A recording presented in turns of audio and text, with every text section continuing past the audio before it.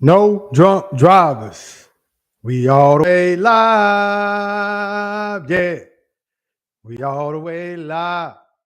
Trying to do something different. Give me a second. Let me get situated, man. Let me get situated. I think we good to go. Hold on. Give me a second. Give me a second. Man, they don't have the views when you be doing your preview. They don't have well, at least on my program or whatever, they don't have it to where you get to see the actual live. You know what I'm saying? What you see. What you seeing, I don't see it until I press the button. All right, man. We finna just do it like this. I don't want to be slouching over either. Hold on. I'm almost there. Give me a second, man. Hold on. Y'all so impatient for. What you so impatient for anyway? That's me making a fool out of myself. All right. No drunk drivers. We live in this thing. Got to keep that fat away. Mile a day, keep that fat away. Stay on your health grind and handle your business. Gotta keep that fat away. Topics. Shannon Sharpe, man. I've been watching Shannon Sharpe in his meteoric climb to stardom. So I'm gonna give you all a quick breakdown of my analysis, my critique. I'm not going to bash the man because it seemed like everybody's bashing Shannon Sharpe. Oh, shake, club, shake. For those who don't know, Shannon Sharpe he's been in the spotlight for the most majority of his life, meaning he's been in the in crowd. Of course, you know he's a Hall of Fame football player, tight end for the Denver Broncos, Super Bowl champion, all that good stuff. He's got I guess, getting his media beginnings. He used to do CBS. He used to do CBS football, and he was good on that show. And I remember there was some type of controversy. I think I don't want to say overstepped his bounds. He kept it a little bit too real with Dan Marino. If you don't remember, just go ahead and look it up. Shannon Sharpe, Dan Marino, and I think he kind of hurt old Mr. Marino feelings about the Super Bowl rings and stuff like that, and about being included in that conversation. But you can go ahead and check that out. So he's always been in media, and this was years ago. This was years ago. So he's been in media, and then he went on a hiatus. I'm not sure why. He just wasn't in the spotlight. He just was not doing media. You didn't hear from him, and it went on for years. That went on for years. Nobody was checking for Shannon Sharpe. Nobody, it just everything went on. Then he gets back into I think that's when he got back into media dealing with Skip Bayless and First Take. No, not First Take, Undisputed. And it rejuvenated his career. Shannon Sharpe became a household name in that Undisputed show. It was a good show while it lasted. And this is where I believe I don't want to say the public opinion. Yeah, I would just say the public opinion of Shannon Sharpe. That's when it began to change. It actually changed for the better. He became more famous, more popular, more notoriety. But this is when the change began, because when he was with CBS, he was just he was a football analyst.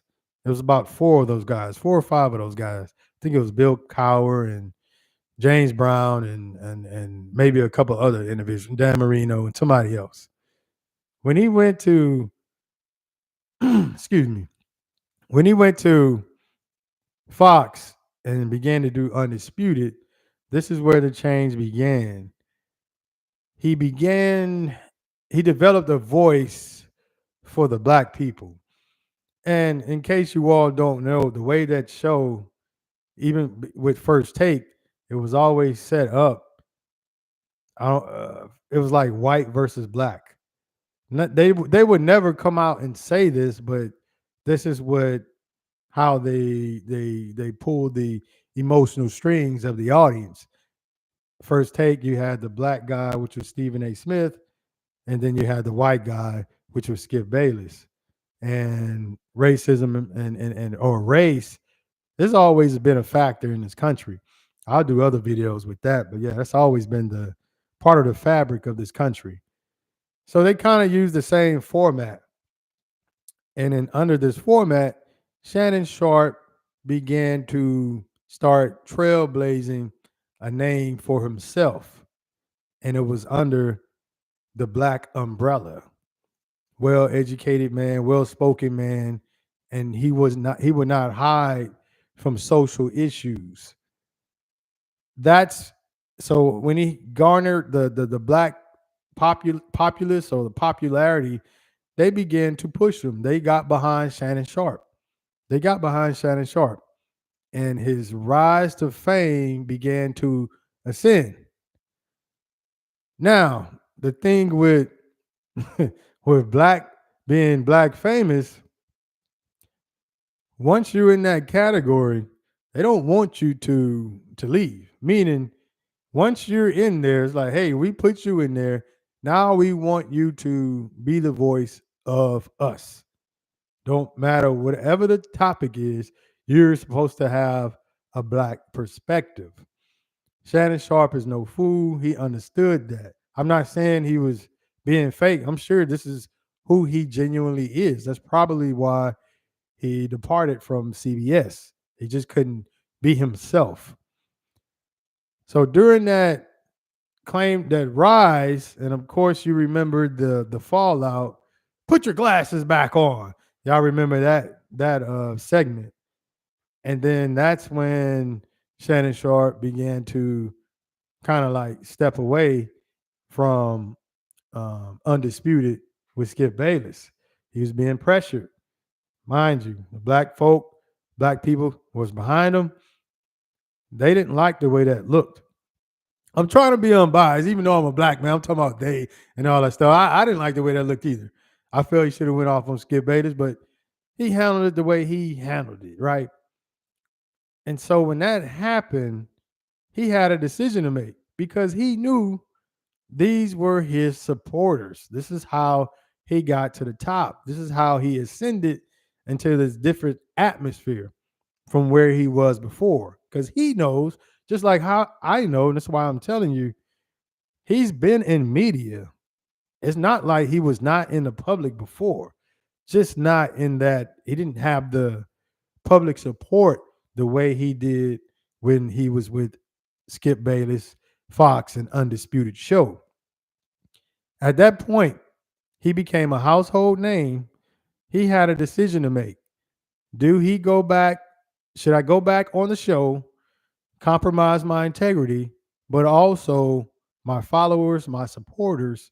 I'm probably going to lose them because they are the one who propelled me to the top.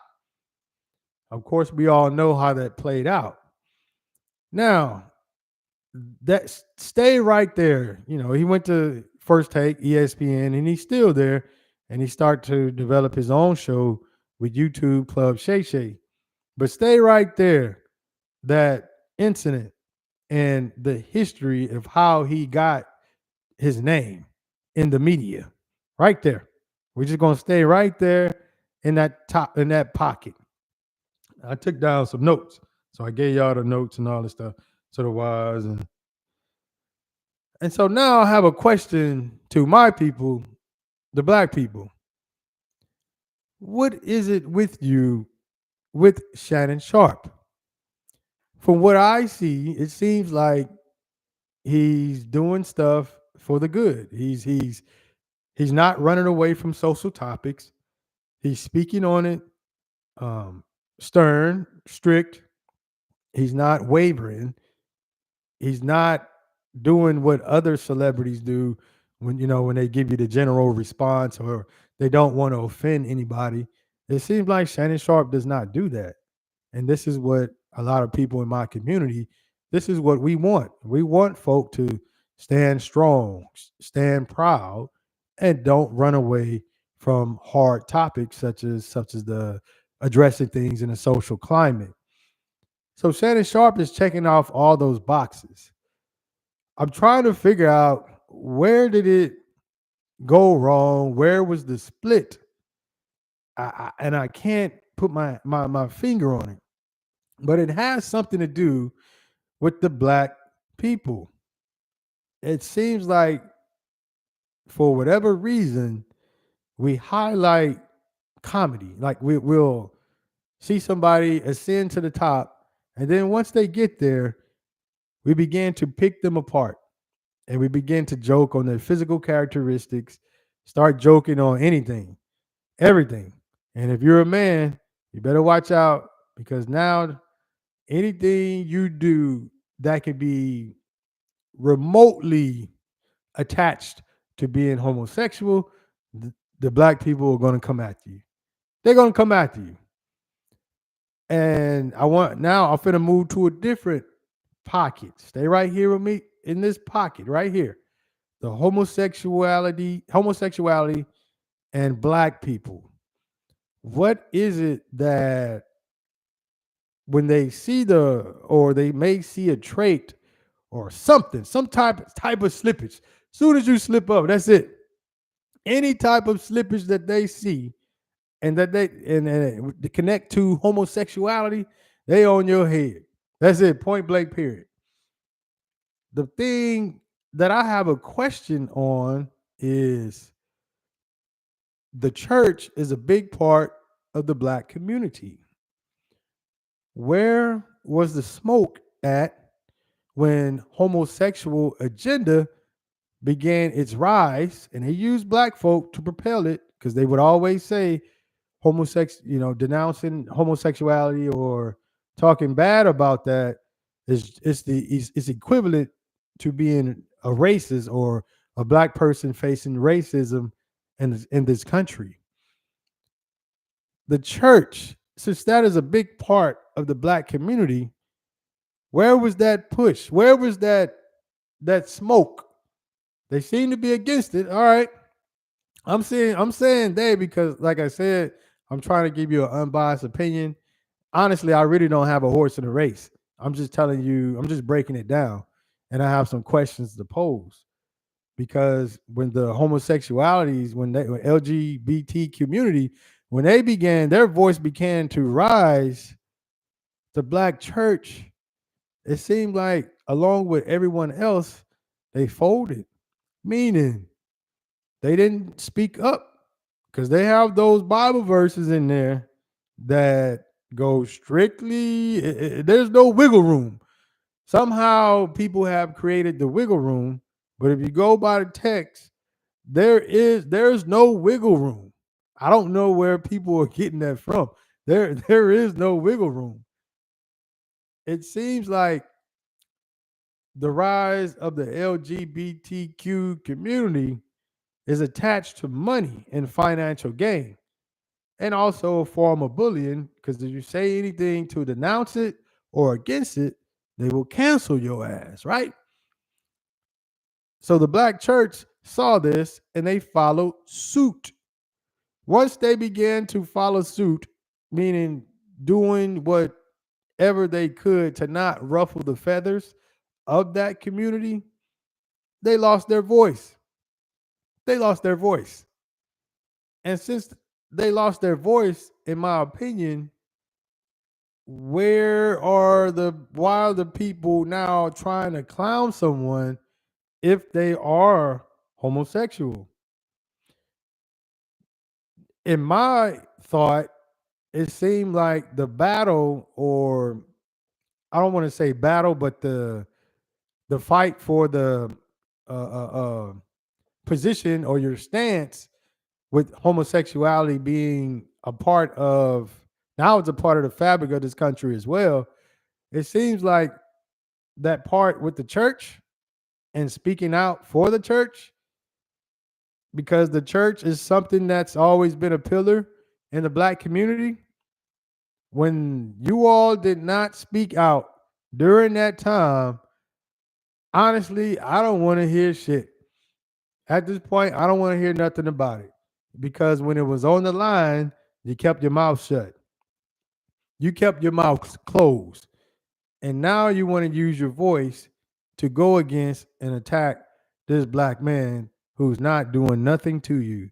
He's not bothering you. If he is, oh well, that's his business. I mean, like I said, I don't have no horse in this race. But don't gang up against this person, this black man, when you didn't do that when it was time to step to the battlefront for your churches. Remember, because the reason I keep saying this, because for those who don't know, if you're black and you say anything that separates yourself from the Bible or anything like that, they will attack you. Even if it's another black person, trust me, they will attack you. They will look at you as if you are an enemy. They will look at you as if you're an enemy, as if you just spit in their face. Point blank, period. So that's why I'm like, I'm kind of confused. And I'm posing these questions like this because I want to give you something to think about. It's just something to think about. Why the smoke for the black man? Let's say if he is in that light, why the smoke for the black man? But when that when the LGBTQ community began its rise and they attached themselves to black because they wanted to make it equivalent to a black person in racism. Where was the smoke? Where was the talk? Where was the denouncing and all this other stuff? Because if you're joking on them, that means I take that as a form of denouncing.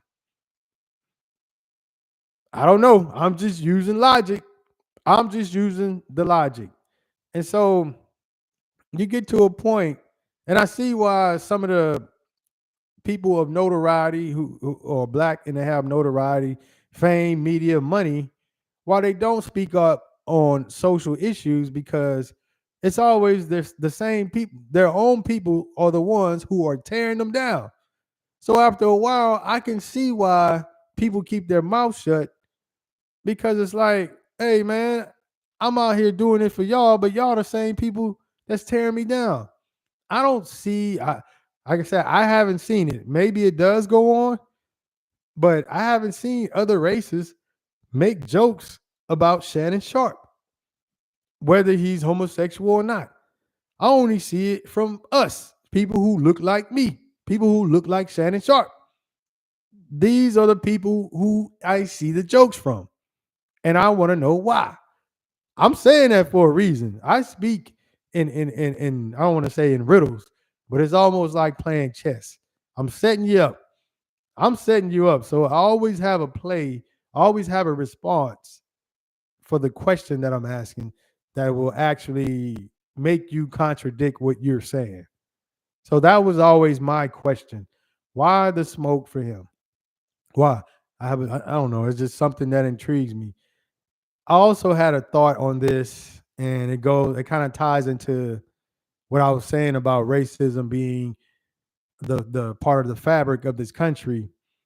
Is it possible that since the inception, I don't want to say yeah, you can say the inception in a short term history format, yeah, the inception of the United States, racism has always been there. And the European Caucasian were the teachers of the black people for the most part, meaning we're speaking English. We're not speaking our native tongues. So we're speaking English, and we learn that English from the Caucasian European. We learned their traits because they taught it to us. We're around here, we're away from the homeland. Could it be that throughout time, we've seen how black people were mocked, ridiculed, et cetera, by the masses, which is predominantly white, male, Caucasian, or, they're the ones who own the media throughout the time and years of this country. Could it be that they seen how the way black folk were treated and we picked up on that to where we joke on it? I asked that question because I don't see or hear about black media joking with people of notoriety who are Caucasian. I rarely hear about it. I rarely see about it. It seems like if you're somebody of another race, we don't bother you. But when it come to us, we bother each other and we put it on mainstream. We put it on Front Street. It's not behind the scenes. It's out for the public to see. And I've always thought that if you have not taken the time to learn about this country and its ways and why things have grown the way they have grown to be, you're just going to follow what's in your face, to where it takes no effort for you to see the stuff that goes on. So like you click on a television or you turn on any type of social media platform, you're going to see the common titles. And this is what you're being educated by. And so therefore this is how you act or respond through circumstances, because that's all you see. You're not doing any type of investigative study when it comes to the history of this country. Most of the time I can tell by the way a person talks, right?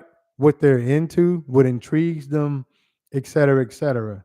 So that's something I'm posing that question to my fellow black man and woman. Now, once again, it's chess. Be careful how you respond, because based off your response, I'm going to know if you have studied um, outside of what has been taught in regular Western doctrines, what has been taught about you or the history of this country. Just based off your response, I'm going to know. So that's another question that I have, and that's why I wanted to speak on this. Next topic: Mike Tyson versus Jake Paul. What the hell is going on here?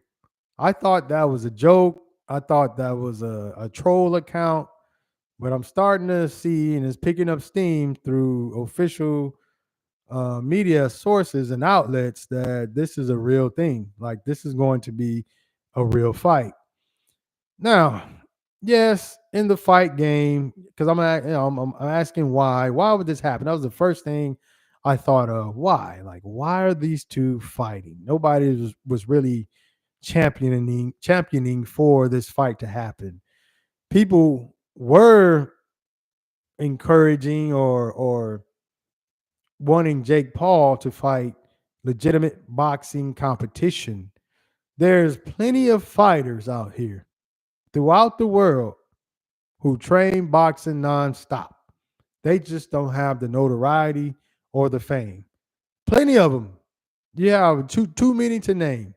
He can pick anybody who's into boxing, and he can have a legitimate opponent. Why? Well, I know why, but it's like time after time, I'm like, all right, man, I get it. I see what you're doing.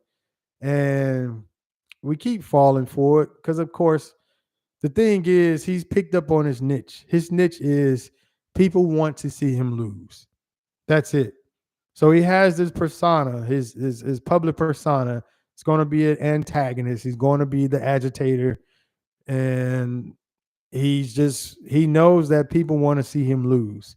So he's cherry picking these fights against retired MMA fighters. It seems like he used to always do. Now he's going against retired boxers. All of them are old, past their prime. And I'm like, all right, man, the stick is up. The thing is, if you would come into the boxing game being humble, because I saw that on Michael Bisping, so um, I'm just gonna, piggyback on his points. And like he said, if you would come in being humble, like, yo, I just want the experience. I'm a young man. I want to fight. I'm intrigued by fighting. I love the art of boxing, and I want to see how far I can go. If he would come in with that type of attitude, more people would be on his side, because now you have the underdog mentality, or you'll be able to connect with the underdogs. But the way he's doing it now is the antagonistic way, and people now just want to see him lose. And he's going against people that champions, right? That We think back to our childhoods and have all these type of memories, and we don't want to see those guys lose. And of course, we don't want to see those guys lose to Jake Paul out of all people. Out of all people. So I just have questions on that. I hope the fight does not go down. What does Mike Tyson gain from fighting Jake Paul? I mean, he's gonna get some bread. He's gonna get a lot of money. So maybe he just wants to, and I hope he's not in financial troubles. From what I can tell, I don't think he is, but hopefully that's not the case. But you just never know. You never know. And if he is, then hey man, go ahead and do what you got to do to get your bread. Who am I to knock or judge that? Um, but they do have fighters that he could fight, and that's how I know he's just at this point he's just cherry picking. I don't think he's really going to get in there with a somebody his age, young bull that's serious about boxing, et cetera, and go that route. I think he's just going to stay in his pocket. He's going to stay in his lane. He's making a lot of money. He's still gaining the notoriety. He's still getting the press. Um, so there, that is. But a couple of the fighters that he could fight, KSI. KSI is a YouTuber just like himself, social media influencer. He boxes and he can fight. He actually beat his brother Logan Paul in a fight. It seems like that will be the fight to make. Why not fight him? Um, Another guy you don't hear much about, Kendall Gill. He's a former NBA player. He's of age. He's older, so that seems like that fits within his criteria of when he's selecting his opponents. The thing about Kendall Gill actually was he turned into a professional boxer, and from what I've heard, he still trains, but it's too much of a risk. Kendall Gill's probably around 6'7", 6'8", somewhere around there, 6'6", 6'7", and he knows how to fight because Kendall Gill was one to fight, repping for the basketball community. No, nothing from Jake Paul. You didn't hear nothing. And Kendall Gill, I remember it was some type of interview or something. He was just saying how nobody from Jake Paul rep even commented on him. Another person, Mike Perry. Mike Perry is in the bare knuckle fighting. I think he's been after Jake Paul. That's another guy. And I saw Mike Perry on once again the Michael Bisping show. I don't know. I just happened to watch that. I'm into MMA. I'm into retired fighters. I like podcasts like that. And he did something along.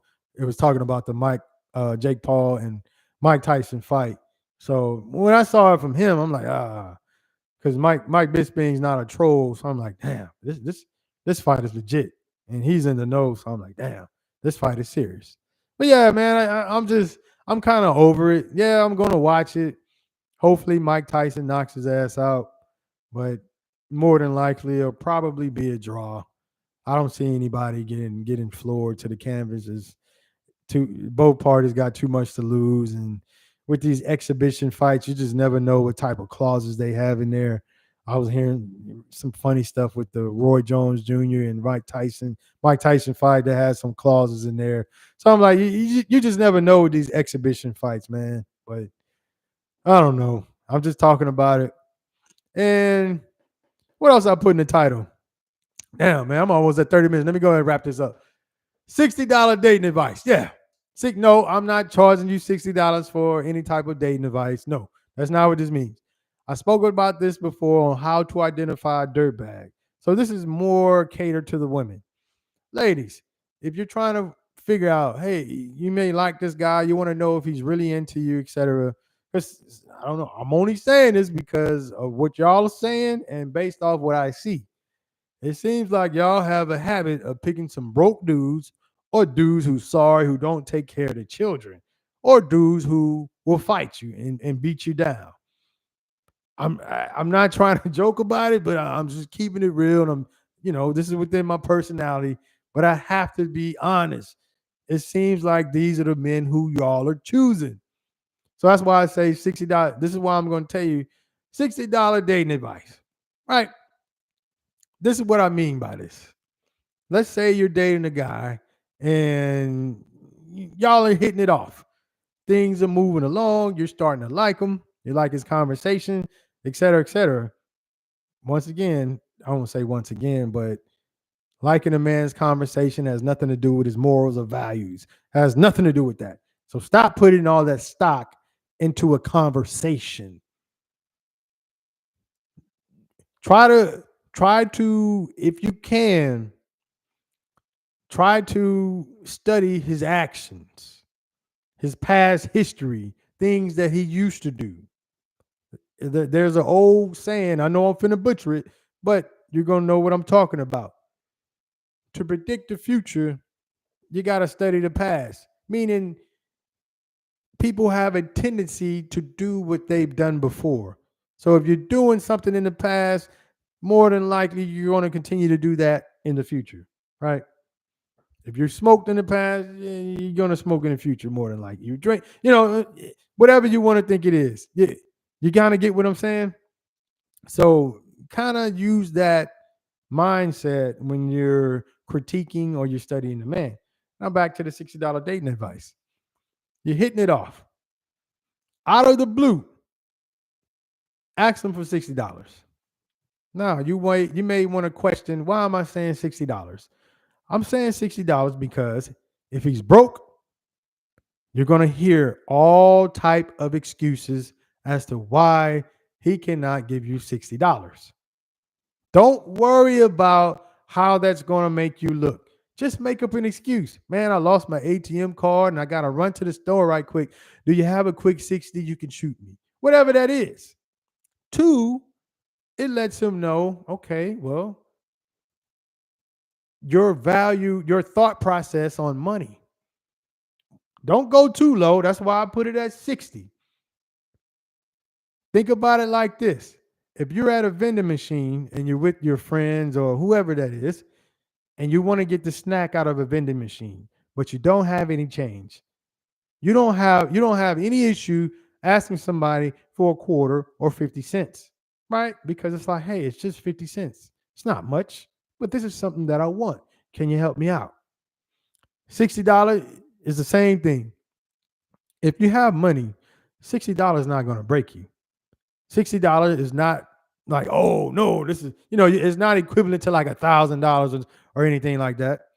And if he really likes you and you told him, hey, I'm in a situation right now, shoot me 60. If he is not sending you that 60 without hesitation, that's a red flag. More than likely he's broke, or if he has the money and he still don't want to send it to you, that should let you know he don't give a damn about you. He don't give a damn about you. Or somebody else is monitoring his account. So you have to get creative when you're trying to get to the truth. Deception always hides behind morality. When you're dating that man, you're trying to get to the truth of that guy. So that's why that $60 dating advice, I'm telling you, that shit'll work. Do I know anybody who used it? No. But in theory, it does sound good. It does sound good. I guarantee you, though, if you want to get rid of the broke guy, that $60 dating advice is 100%. I guarantee you. Oh, I guarantee you. He's going to come up with all type of excuses as to why he can't send you $60. He's not going to say I'm broke. How many men or people going to admit to being broke? I'll wait. How many people, especially men, how many men are you going to admit to being broke? Because they know if they admit to being broke, that's going to lower their chances of actually securing a woman. So what they do is lie about having money, et cetera, et cetera, et cetera. And then you find out the hard way as time go down the line that this fool don't have any money. Now you're bitter and all this stuff saying all men lie, lie, lie, lie, lie. But he's been broke the whole time. He's just been able to hide it because you wasn't probing the right way. Get it out the way early. $60. $60. If his broke ass can't come up with $60, you need to go ahead and remove yourself from that equation, because he's not going to figure it out within that little time of y'all dating. and stop falling for, oh, he's in hard times and everybody needs a helping hand. Yeah, that's true. But no, too many women have fell by the wayside with that bullshit ass trick or that whatever they use, that game that they use. Oh, I'm in a bad place right now. Every man or any, which is true, anybody can be in a bad place at any given moment. But if you're dating someone and you're trying to invest that time and effort into a man, hey, if he don't have his shit together, then you need to think more about yourself. Say, I'm worth more than that, and remove yourself from the equation. You don't have to be rude now. I know y'all women can be rude. Oh, you broke mother. Nah, you ain't got to do that. Just go ahead and ghost them. Block the number. And y'all know how y'all do it. Y'all know how y'all do it. I've been ghosted many a times, in my day. When somebody's not interested, you know how to get away from. Just go ahead and remove to the side, and that's it. He'll carry his broke ass on, and you ain't got to worry about him no more. $60. Stop worrying. Oh yeah, and don't worry about how that makes you look. If a man, if he got his stuff together, he's not going to think anything about that 60. And if you word it properly, like I said, as long as it's not a continuous habit, he's not going to label you as some type of gold digger.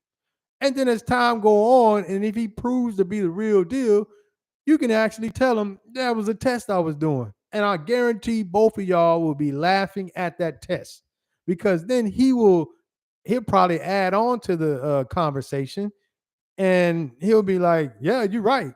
Because if I was broke, I wouldn't have it. And I damn sure wouldn't gave it to you. That's just something to think about. And he's not, I'm telling you, that man is not going to look at you a certain way. As long as you're carrying yourself the right way, you're talking properly, you're moving right, and you explain it in a way to where it doesn't make it look like you're trying to run game to him. Of course, don't keep doing it. Yeah, if you keep doing it 2, 3, 4 times, then yeah, the man gonna be like, yo, you're running game on me. You a gold digger. Of course, yeah. You do it that one time. That's all it takes is one time to get rid of that broke ass man. For sure. For sure. Now the other dirtbagisms, with the beating of the woman and whether he's going to be there for the child, there are other ways you can kind of probe into that. I explained it on these other videos, but since now that I'm going to be doing more lives like this or content like this, just regular stuff, we can double back on those topics. All right.